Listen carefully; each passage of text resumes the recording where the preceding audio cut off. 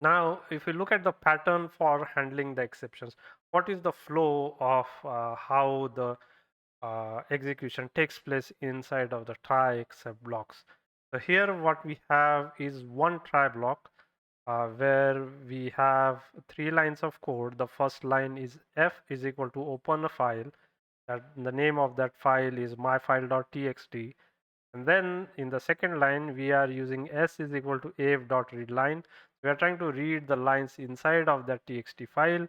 And finally, in the third line, we are trying to convert. Here we are saying s.strip. So whatever string is there, we remove the white spaces before and after towards the ends of the string, left and right, and then convert that to a string. Of course, for this we need to specify a particular path to the myfile.txt, which is not listed here.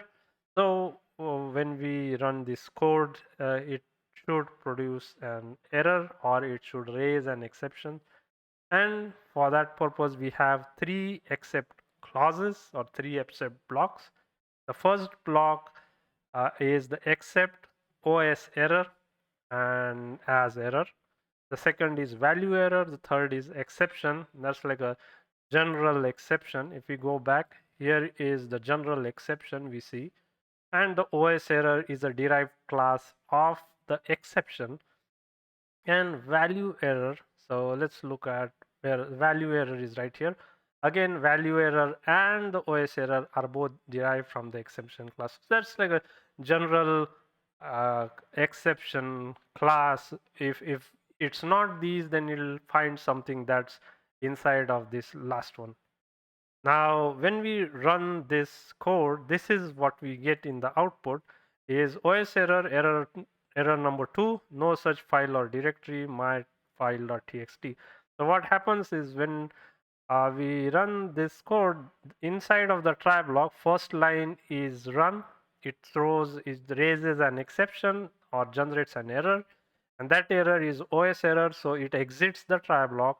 The second two lines are ignored, and inside the first exit clause, it matches with the OS error, and so it will enter that particular except block, and it will print what's inside of it, and what it says is OS error colon and the ERR, which is the instance or variable name that is referring to the OS error. And so what we have is the description of the error that is there, which again refers to the file myfile.txt that is not found. And in this case, then the remaining two except blocks are again ignored. In this case, however, what happens if we comment out the first except clause or except block, which is the OS error? In that case, we know that the first line of the try block would raise an error which is an OS error. So it'll exit the try block, and the first except block is value error. So the error that was raised does not match the error that's listed in this except block, which is a value error. And so this the it would not run the code inside of this except block, and the run will go to the next except block, which is the except exception, which is like a general category of errors. As you know, that's the parent class for most of the exceptions.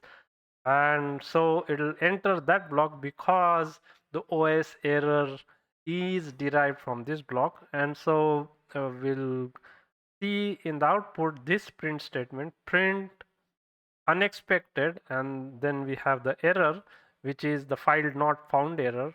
And we see the type of error, we see that the class is file not found.